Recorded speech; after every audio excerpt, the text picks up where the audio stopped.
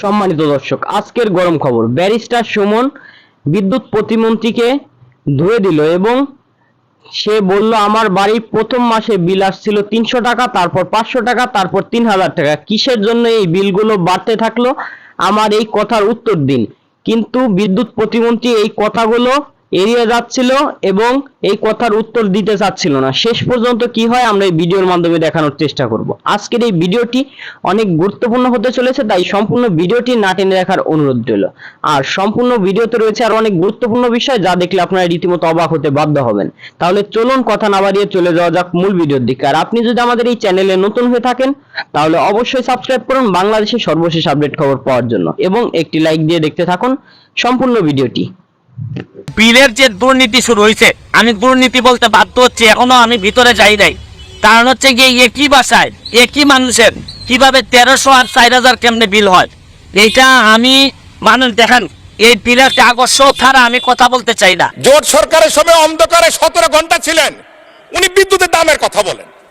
মাননীয় সংসদ সদস্য, আপনার স্পিকারের মাধ্যমে আমি জানতে চাই তার কাছে, উনি ভুলে গেছেন। আরে অন্ধকারে থাকার যে কষ্ট, আরে সেই কষ্টের কথা বলেন। মাননীয় স্পিকার, আপনার কাছে অনুরোধ করি, আল্লাহর হস্তে সংসদ সদস্যরা বিদ্যুৎ জ্বালানি নিয়ে কথা বলেন না। আমি জানি না কোন মুখে আপনারা কথা বলার সাহস করেন। হয়তো লজ্জা শরমের অধিকার আপনাদের মধ্যে নাই। মাননীয় সদস্য জনাব সৈয়দ সাইদুল হক হবিগঞ্জ ৪ সম্পূরক প্রশ্ন। ধন্যবাদ মাননীয় স্পিকার। মাননীয় স্পিকার, এই প্রশ্নের ব্যাপারে, এই সম্পূরক প্রশ্নে আমি মাননীয় প্রধানমন্ত্রীর দৃষ্টি আকর্ষণ করছি। কেন আমার বিরুদ্ধে এইরকম নির্যাতন চলতেছে? আমার এটা হচ্ছে গিয়ে সেপ্টেম্বর মাসের বিল। আমার এক একটা বিল এই মাসে বিল আসছে হচ্ছে গিয়ে ৩৩০০, এর আগের মাসে আসছে ১৩০০, এর আগের মাসে আসছে ২৭০। এর মানে হচ্ছে গিয়ে নিশ্চয়ই কোনো একটা ঝামেলা হয়েছে, নাইলে আমার ছেলেও নাই, মেয়েও নাই, বউ বাচ্চা কেউই নাই, আমি একা থাকি আমার পিএসএ নিয়ে বাসায়। আমার বাসায় কেন হঠাৎ করে ১৫০০ আর হঠাৎ করে ৩০০০ বিল আসবে?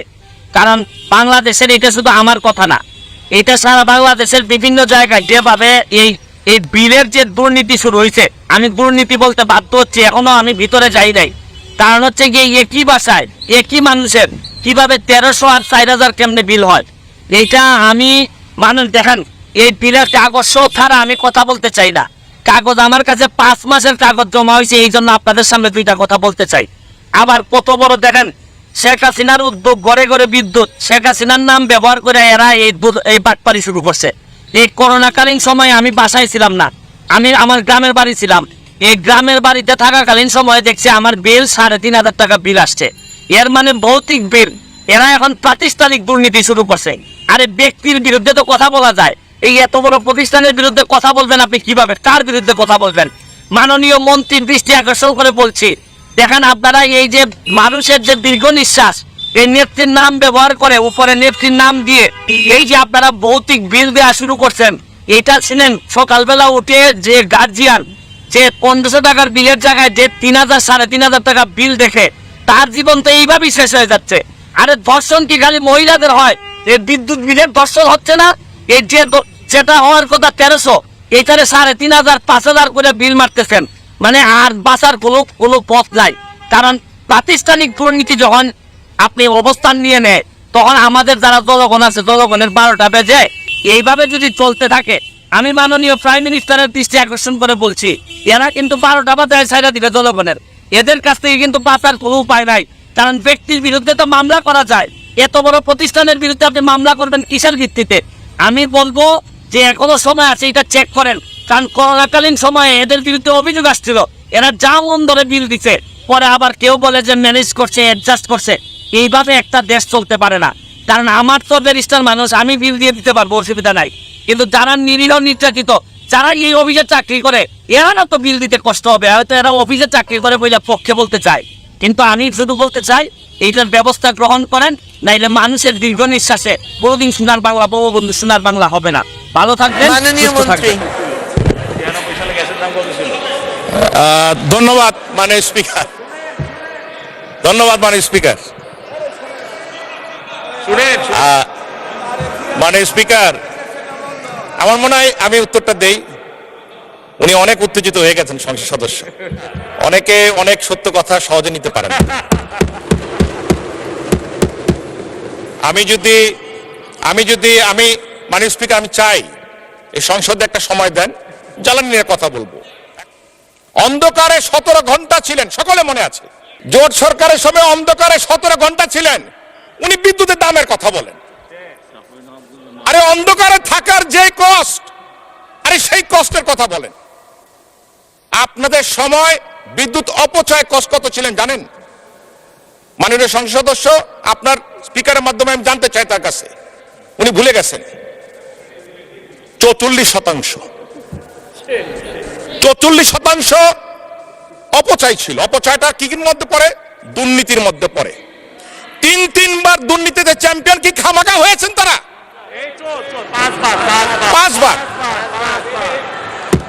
বাংলাদেশ এখন ক্রিকেটে চ্যাম্পিয়ন হয়, বাংলাদেশ উদাহরণ হয় সারা বিশ্বের কাছে, সাফ চ্যাম্পিয়ন হয়, আর ওনারা করেছেন দুর্নীতিতে চ্যাম্পিয়ন।